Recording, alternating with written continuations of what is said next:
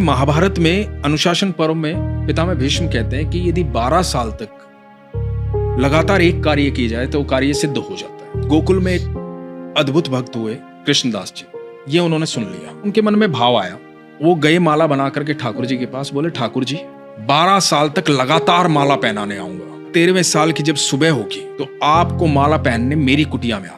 अब कृष्णदास रोज माला बनाते, रोज ठाकुर जी के पास ले जाते और रोज ठाकुर जी को याद दिलाते कि आज इतने दिन हो गए। अब 12वें साल का आखिरी दिन था।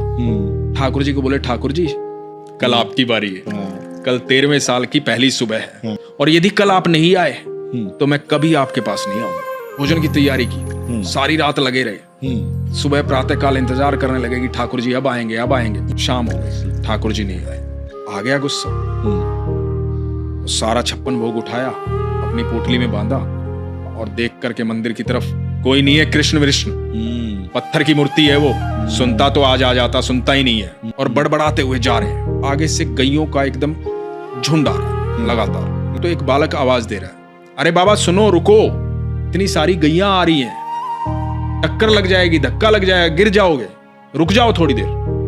रुक गए कृष्णदास जी।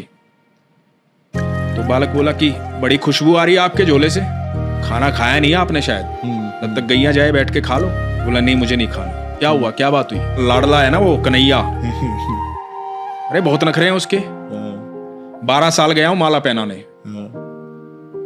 एक दिन बोला था एक दिन मेरे पास आ जाना, नहीं आया, सुबह से लेकर के शाम हो गई, अब जा रहा हूं यहां से। तो बालक बोला बाबा इतना गुस्सा क्यों हो रहे हो, मुझे भी भूख लगी है, मैंने भी सुबह से कुछ नहीं खाया, सुबह से गैया चरा रहा हूं। तो बोला कि मुझे भी आप खिला दो। बोला खा लो। बोला आप देख नहीं रहे मेरे तो हाथ गोबर में सने हुए, मैं कैसे खा लूं, आप अपने हाथों से खिला दो। अब एक एक को और खुद खा रहे हैं, एक एक